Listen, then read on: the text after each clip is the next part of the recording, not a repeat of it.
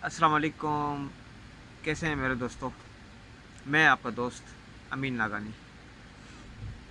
आज मैं आपके साथ कनाडा के विज़िट वीज़े के हवाले से बातचीत करूंगा।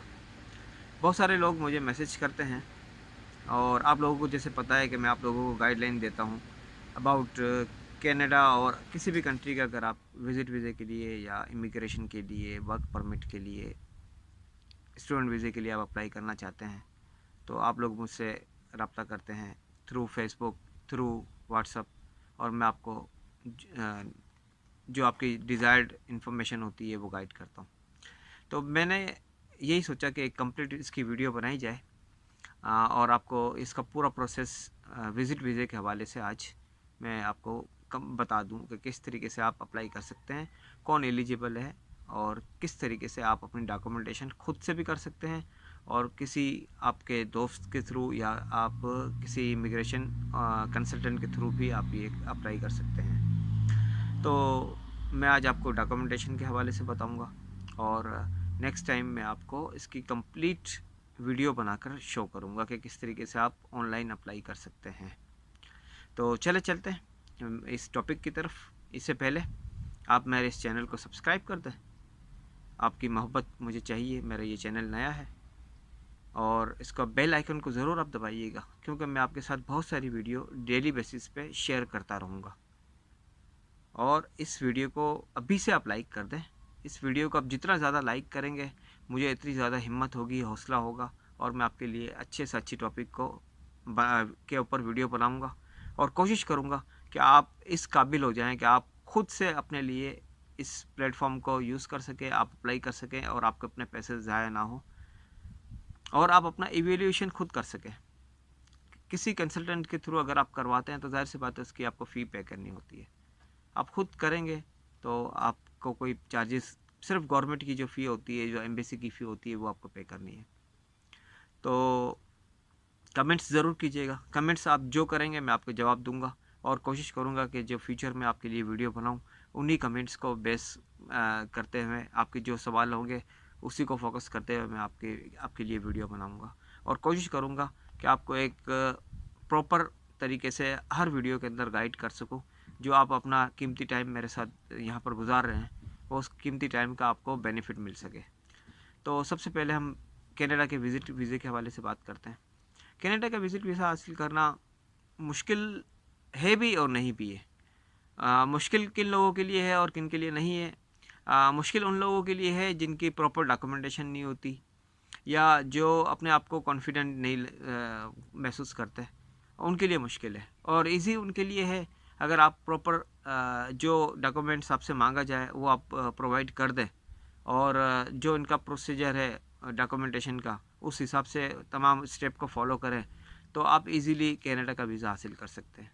और मैंने जो लास्ट ईयर वीज़े लोगों के जो हासिल किए, जो लगाए, मुझे बहुत अच्छा रिज़ल्ट मिला।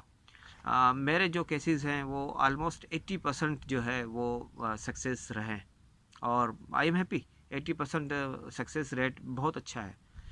तो जो सबसे ज़्यादा चीज़ फोकस करते हैं कनाडा के एम्बेसी, जिसके हाथ में आपकी एप्लीकेशन जाती है, वो सबसे अहम चीज़ जो फोकस करती है वो आपके जो टाइज़ होते हैं, आपके जो बाउंडिंग होती है, वो बाउंडिंग को वो सबसे ज़्यादा चेक करते हैं कि आपकी जो जिस कंट्री से आप आ रहे हैं, चाहे पाकिस्तान से जा रहे हैं, इंडिया से जा रहे हैं, नेपाल से जा रहे हैं, बांग्लादेश से जा रहे हैं, दुनिया के किसी भी मुल्क से जा रहे हैं, वो आपकी टाइज़ देखते हैं कि उस कंट्री के अंदर आपकी टाइज़ कैसी है।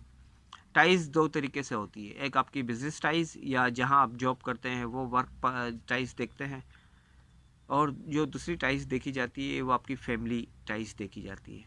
आप अगर मैरिड हैं तो आपकी वाइफ, आपके बच्चे, और अगर आप सिंगल हैं तो वो आपके माँ बाप, अपने बहन भाई, उन तमाम चीज़ों को कंसिडर करते हैं और उस हिसाब से वो उनको डिसीजन लेना में ईजी होता है। तो सबसे पहली जो चीज़ है वो आपकी स्ट्रॉन्ग होनी चाहिए, आपकी टाइज़। फिर आपके पास रीज़न आपके पास होना चाहिए कि आप कनाडा क्यों जाना चाह रहे हैं। स्ट्रॉन्ग रीज़न होगा जाने का, आप उनको सेटिस्फाई करेंगे, आपके वीज़े का चांस 100% है, आपको वीज़ा मिल जाएगा। जो उसके बाद जो चीज़ वो देखते हैं आपका फाइनेंशियल, आपका स्टेटस क्या है। आप कनाडा आना चाहते तो हैं लेकिन आप कनाडा के विज़िट पे जो एक्सपेंस होगा वो अफोर्ड कर सकते हैं, उतने पैसे आपके पास है। या अगर आप ये पैसा अफोर्ड कर सकते हैं, आप उतना पैसा खर्च कर सकते हैं, तो उसके बाद जब आप वापस अपने मुल्क में आएंगे तो आपके पास इतने पैसे होंगे कि आप सर्वाइव कर सकें उस टाइम को। तो उस चीज़ को वो मेन फोकस करते हैं। और फाइनेंशियल पोजीशन जो आपकी होनी चाहिए, किसी भी मुल्क से अगर आप अप्लाई करते हैं तो कम से कम आपके अकाउंट के अंदर 3 महीने तक बैलेंस होना चाहिए। 12,000 कैनेडियन डॉलर से 15,000 कैनेडियन डॉलर एटलीस्ट इतना होना चाहिए। इतने इससे कम अगर होता है तो वो चांसेस ये होते हैं कि आपकी वो एप्लीकेशन को वो रिफ्यूज़ कर दें। और इसके बाद एक चीज़ और, जो जहाँ पर आप जॉब कर रहे हैं या आपका जो बिज़नेस है उसकी ट्रांजैक्शन आपके अकाउंट में नज़र आनी चाहिए। अगर आप बिज़नेस पर्सन हैं तो आपकी ट्रांजैक्शन उसी हिसाब से होनी चाहिए। और अगर आप जॉब कर रहे हैं तो आपकी सैलरी कम से कम 3 महीने की जो लास्ट 3 मंथ्स है उसकी आपकी सैलरी आपके अकाउंट में ट्रांसफ़र होनी चाहिए। सैलरी देखें, अगर आपकी 50,000, 60,000, 70,000 पाकिस्तानी रुपीज़ है तो भी मतलब वो कंसिडर कर लेते हैं। मतलब ऐसा नहीं है कि उसकी बेसिस पे आपको वीज़ा रिफ्यूज़ करें। अगर उससे ज़्यादा अगर है आपकी सैलरी तो चांसेस ज़्यादा अच्छे होते हैं। तो आप कोशिश करें कि आप अपने फाइनेंशियल स्टेटमेंट को, बैंक स्टेटमेंट को अच्छे तरीके से मैनेज करें और इसमें कोई बड़ी ट्रांजैक्शन ना करें, स्पेशली इस 3 महीने के पीरियड में।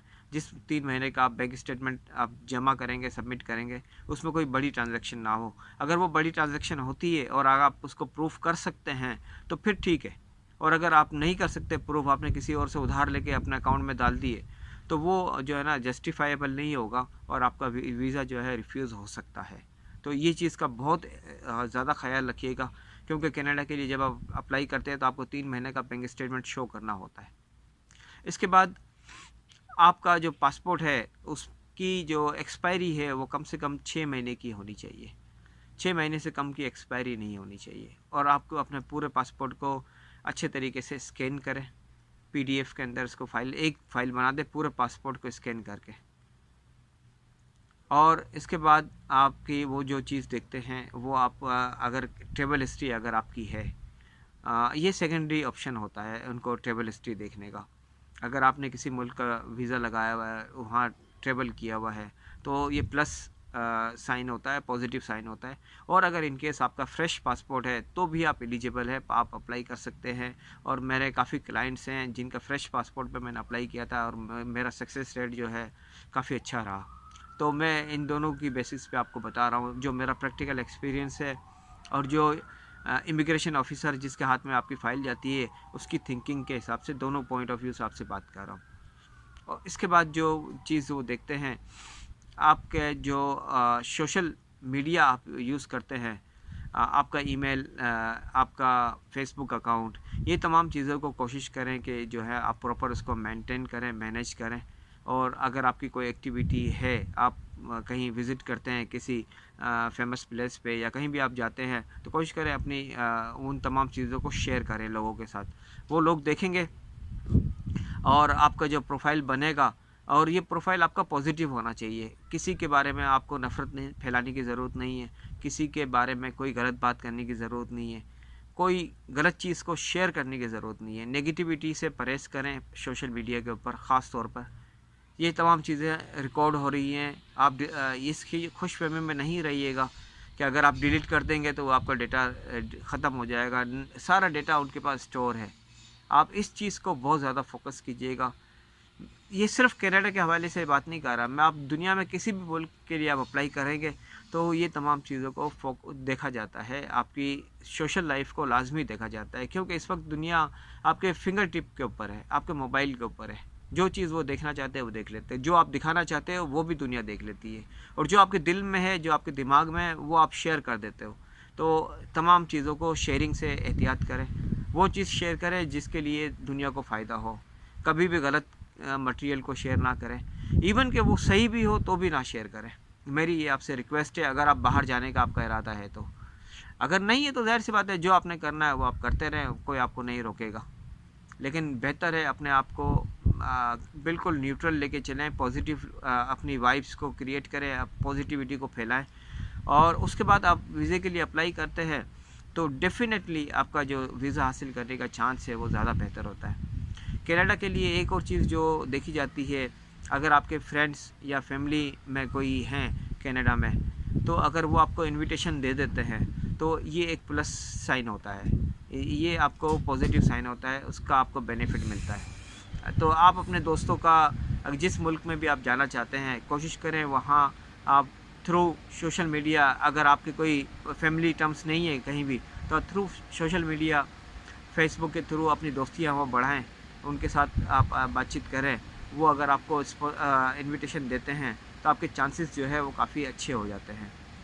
फिर कोशिश ये आपको करनी चाहिए कि जिस टाइम में आप वीज़े के लिए अप्लाई करते हैं और आपका वीज़ा लग जाता है, तो और जो चीज़ आपने उनको शो की है, आपने वो तमाम चीज़ों को ज़हन में रखते हुए प्लान करनी है। आपने अगर उनको शो किया है कि आप 1 हफ़्ते के लिए विज़िट करना चाहते हैं कनाडा, तो आपने उस 1 हफ़्ते के अंदर ही उसको स्टिक करना है। कोशिश करना है उसी 1 हफ़्ते के अंदर आप अपने मुल्क वापस आ जाएँ। फिर दोबारा से आप एक दफ़ा और विज़िट कर लें, वो ज़्यादा बेहतर है, आपकी जो ट्रैवल हिस्ट्री वो बन जाएगी। फिर दोबारा जब आप विज़िट करते हैं या किसी और मुल्क के लिए अप्लाई करते हैं, तो वो मतलब बहुत ज़्यादा आपके सपोर्ट करता है कि ये बंदे ने जब हम इस मुल्क का वीज़ा लिया, उसने वहाँ पर ये टाइम शो किया, वो उसी टाइम के अंदर गया वहाँ पर और वहाँ से फिर वो एग्ज़िट हुआ। तो ये चीज़ जो है ना बहुत ज़्यादा आपको सपोर्ट करेगी। तो जब भी आप कोई चीज़ प्लान करें तो लॉन्ग टर्म बेसिस पे प्लान करें, शॉर्ट टर्म बेसिस पे कोई भी टारगेट को सेट ना करें। लॉन्ग टर्म बेसिस पे आप टारगेट सेट करेंगे, आपका अपना फ़ायदा होगा। आपको दुनिया का कोई भी मुल्क जो है रिफ्यूज़ नहीं कर सकता अगर आपने प्रॉपर तमाम चीज़ें को फॉलो किया तो। चाहे वो आप कनाडा के लिए अप्लाई करें, चाहे किसी भी मुल्क के लिए अप्लाई करें।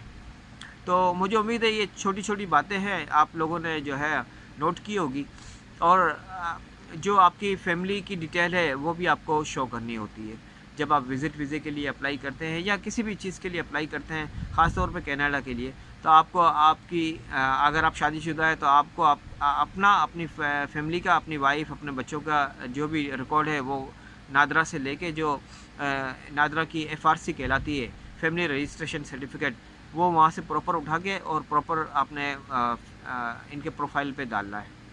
तो वो ये चीज़ आपने लाजमी रखनी है। और अगर आप मैरिड नहीं है तो आपने फिर अपने वालिद साहब के नाम पे जो आपकी डिटेल है वो डिटेल आपने पूरी इसके अंदर ऐड करनी है, ताकि फ्यूचर में अगर आपकी फैमिली कोई अप्लाई करना चाहता है तो आपके स्टेटस के हिसाब से जो आपने जो फॉर्म फिल किया है वो तमाम चीज़ों को वो देखते हैं और इस चीज़ की बेसिस पे भी आपको जो है बेनिफिट मिलता है।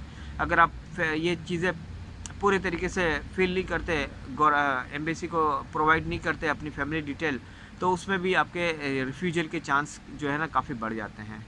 तो उम्मीद है आपको ये छोटी-छोटी बातें आपने नोट की होगी और इसको आप फॉलो करेंगे। मैं आपको अपना व्हाट्सएप का नंबर इस वीडियो में शेयर कर दूँगा। आप मुझसे व्हाट्सएप पे भी रब्ता कर सकते हैं, आप मुझसे फेसबुक पे भी रब्ता कर सकते हैं। मैं आपसे दोबारा रिक्वेस्ट करूँगा कि मेरे इस चैनल को सब्सक्राइब कर दें, अपने दोस्तों के साथ शेयर करें इस वीडियो को और बेल आइकन को ज़रूर दबा दीजिएगा, क्योंकि मैं अब रोज़ाना की बुनियाद पे आपके साथ आऊँगा और आपके साथ अपनी बातें शेयर करूँगा। जो आप चाहते हैं मुझसे मालूम करना, आप कमेंट्स में लिखिए, मैं आपको उसका जवाब भी दूँगा और उसके बारे में वीडियो भी बनाऊँगा। Thank you very much. अपना ख्याल रखिएगा। अल्लाह हाफ़िज़।